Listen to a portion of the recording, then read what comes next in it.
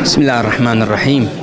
يقول تعالى: من المؤمنين رجال صدقوا ما عاهدوا الله عليه فمنهم من قضى نحبه ومنهم من ينتظر وما بدلوا تبديلا.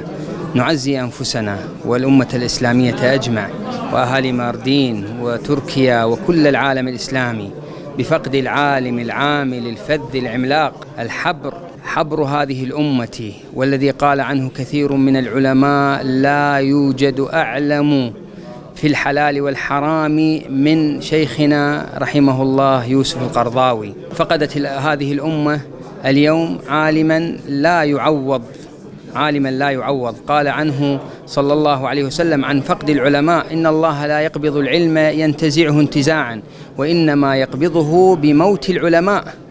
هذه هي المصيبة الكبرى. عمر رضي الله عنه لما توفي قال عنه ابن مسعود: لقد ذهب 9 أعشار العلم بوفاة عمر. قل لي بربك فكيف بوفاة علمائنا اليوم الذين لا بديل لنا عنهم؟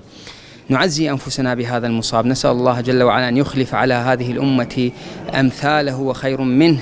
هو كان شيخ الأقصى، وبإذن الله تعالى ورث طلابا آلافا من الطلاب يحملون هذا هم جمع الأمة وتحرير الأقصى. والسلام عليكم ورحمة الله وبركاته. الحمد لله والصلاة والسلام على سيدنا رسول الله، وبعد.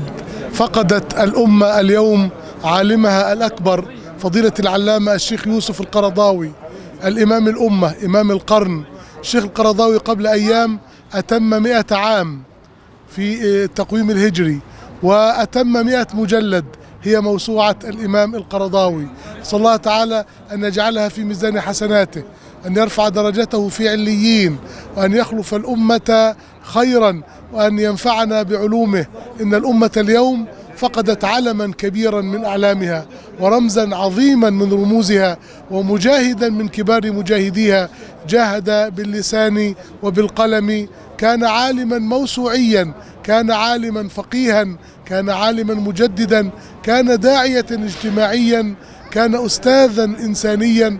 أسأل الله تعالى أن ينفعنا بمدرسته، أن يجعلنا على خطاه، أن يجعل في الأزهر الشريف وفي الأمة أمثال وأضعاف هذا العالم، وأن يجعله مع النبي المصطفى والرسول المجتبى سيدنا محمد في أعلى درجات الخلد. بسم الله الرحمن الرحيم. وبشر الصابرين الذين إذا أصابتهم مصيبة قالوا إنا لله وإنا إليه راجعون. أحسن الله عزاءكم وعظم أجركم معشر المسلمين والمسلمات، وغفر الله لشيخنا الإمام الشيخ يوسف القرضاوي الذي عاش عمرا مديدا نحسبها في طاعة الله عز وجل، والأمر بالمعروف والنهي عن المنكر والدعوة إلى الله ونشر العلم وتبصرة المسلمين والصدع بكلمة الحق. قد كان رحمه الله مجاهدا بلسانه، مجاهدا بقلمه، كان داعما لقضايا الجهاد في فلسطين وفي غير فلسطين،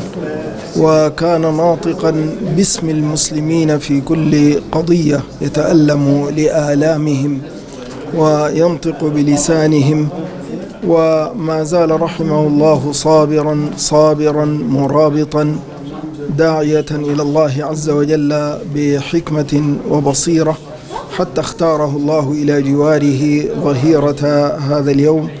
أسأل الله عز وجل أن يجعل قبره روضة من رياض الجنة، وأن يتغمده برحمته، وأن يسكنه فسيح جنته، وإنا لله وإنا إليه راجعون.